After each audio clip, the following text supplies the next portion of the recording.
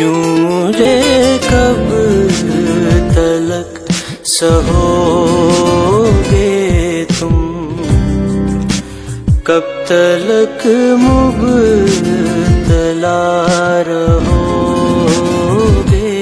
تم؟ درد مندی کی مت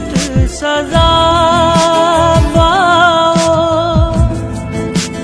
اب تو تم مجھ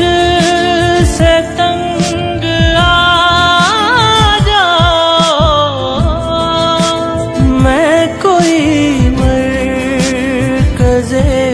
حیات نہیں،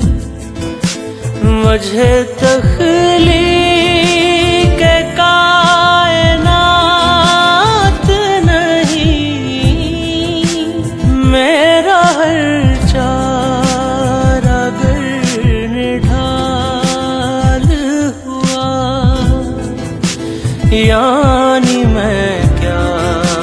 ہوں وبال ہوا،